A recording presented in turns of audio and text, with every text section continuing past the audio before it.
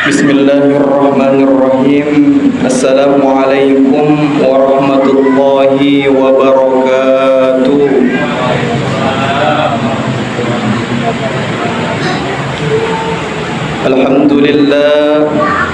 Alhamdulillahi rabbil alamin wa bihi nasta'in wa ala umuri dunya waddin.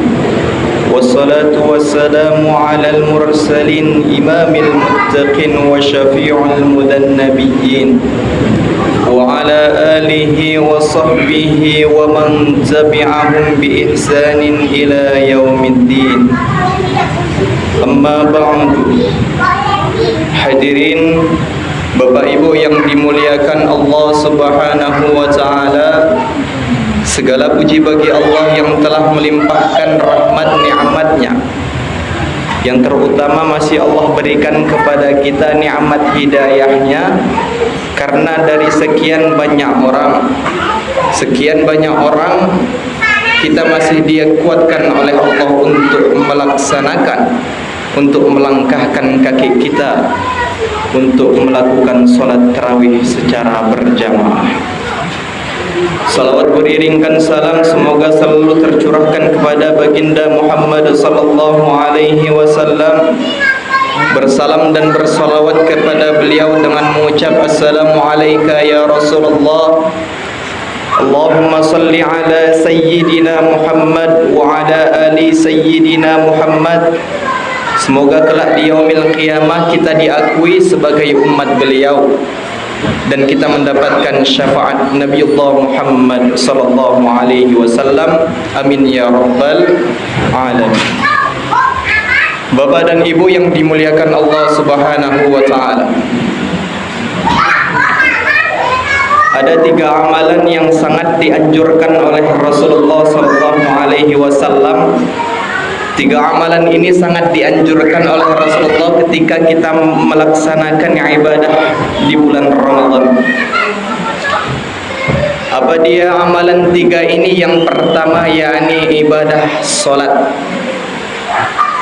Makanya kita meningkatkan kualitas solat kita di bulan suci Ramadan ini adalah amalan yang sangat dianjurkan oleh Rasulullah.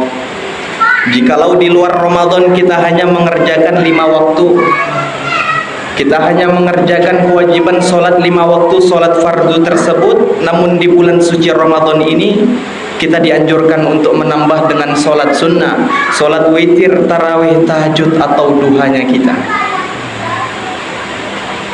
Maka sesungguhnya tidak ada satu amal pun, bahkan amal-amal yang baik, amal-amal yang bagus di mata Allah, tidak ada satu amal itu terlihat sempurna kecuali solat kita sempurna terlebih dahulu. Makanya ada satu perkara, satu amalan, jikalau amalan ini bagus maka bagus amal kita seluruhnya. Namun jikalau amalan ini buruk maka buruk semua amal kita, Bapak Ibu. Amalan itu adalah solat fardu, solat 5 waktu kita kepada Allah Subhanahu wa taala. Makanya kata Nabiullah Muhammad sallallahu alaihi wasallam, diriwayatkan dalam hadisnya, awwalu ma yuhasabu bihil 'abdu yaumal qiyamati as-shalah. Maka sesungguhnya amalan yang pertama kali, yang paling dihisab pertama kali nanti di hari kiamat adalah solat kita. Maka jikalau solat kita saat ini hancur, kita tinggalkan perintah solat, kita injak-injak perintah solat kita, maka sesungguhnya akan hancur semua amalan kita. Inna sholata tanha 'anil fahsya'i wal munkar. Maka sesungguhnya solat itu ia menghindarkan kita dari perbuatan yang keji, dari perbuatan yang mungkar, dari perbuatan yang fahsya. Bapak Ibu yang dimuliakan Allah Subhanahu wa taala, itulah amalan pertama yang sangat dianjurkan Rasulullah, yang paling utama untuk kita selalu senantiasa meningkatkan solat kita pada bulan Ramadan ini. Amalan yang kedua, kata Rasulullah sallallahu alaihi wasallam, yang seharusnya kita senantiasa kita kerjakan, amalan yang kedua yakni tilawatil Quran, membaca Al-Quran, interaksi kita kepada Al-Quran. Kata Rasulullah sallallahu alaihi wasallam dalam hadisnya, Iqra'ul Quran, bacalah Al-Quran, fa innahu ya'ti yaumal qiyamati syafi'an li ashabi, maka sesungguhnya Al-Quran itu akan datang nanti di hari kiamat syafaat untuk ahli-ahli Quran. Maka pertanyaannya, siapa yang dimaksud Rasulullah sallallahu alaihi wasallam? Apa yang dimaksud dengan ahli Quran tersebut?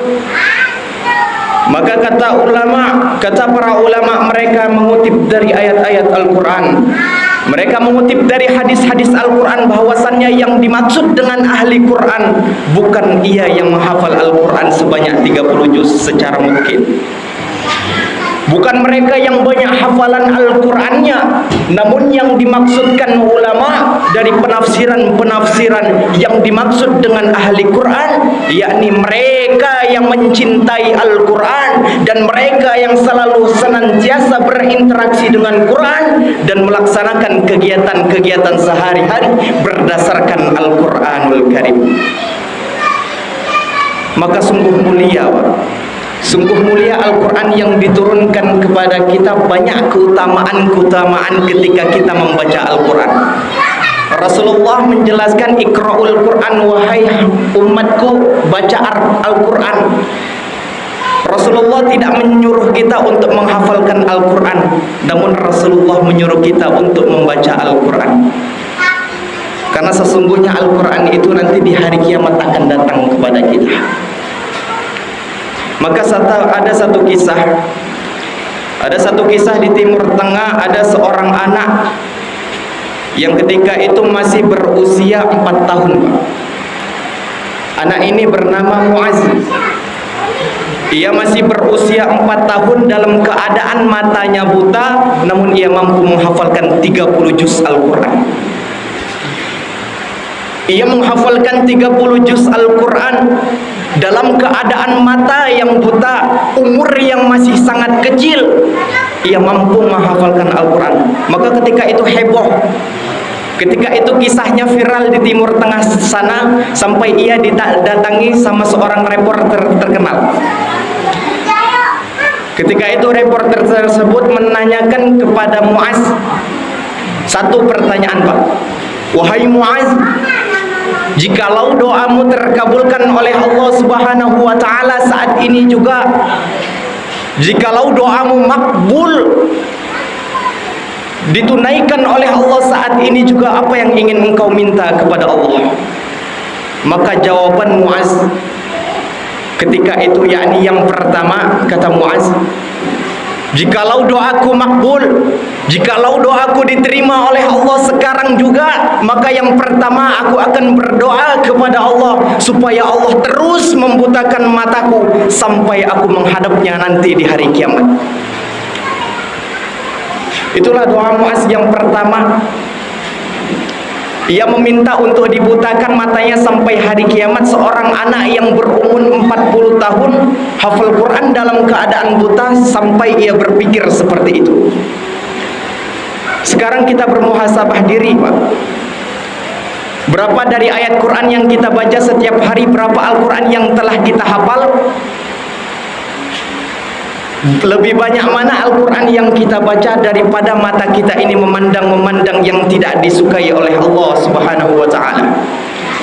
Muaz meminta untuk dibutakan karena ia tidak ingin ketika Allah buka penglihatannya, ketika Allah buka pandangannya, ia melihat maksiat-maksiat sehingga Al-Qurannya bisa hilang. Makanya itu yang pertama doa Muaz. Maka yang kedua Muaz menyebutkan, ia menjawab dengan doa yang kedua, sesungguhnya jikalau doaku terkabul saat ini juga, doaku dikabulkan oleh Allah saat ini juga, maka aku akan berdoa kepada Allah, jikalau nanti di akhirat pada saatnya, pada akhirnya aku akan dimasukkan ke nerakanya Allah Subhanahu wa ta'ala, maka aku akan minta kepada Allah, ya Rabb, wahai Tuhanku, maka kurangilah siksa neraka untukku atas Al-Quran yang telah aku hafal dalam keadaan buta. Maka jikalau anak yang berumur masih kecil itu, jikalau anak yang kalau dibilang umurnya belum patut untuk melaksanakan kewajiban-kewajiban syariat Islam, ia telah berpikir bahwasannya ia tidak yakin masuk surga, ia masih berpikir bagaimana jikalau aku masih masuk neraka.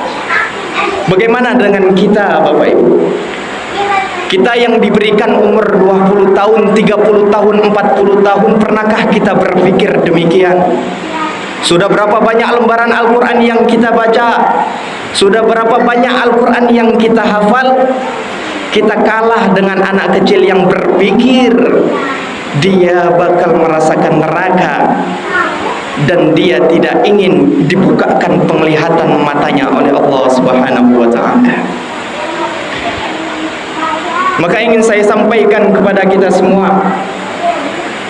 maka nanti dia yaumil qiyamah, di akhirat kelak, ada satu anak, ia dapat menggandeng bapak ibunya, ia dapat menggandeng kakak abangnya, kakek neneknya, keluarga sanak saudaranya untuk memasuki pintu surga.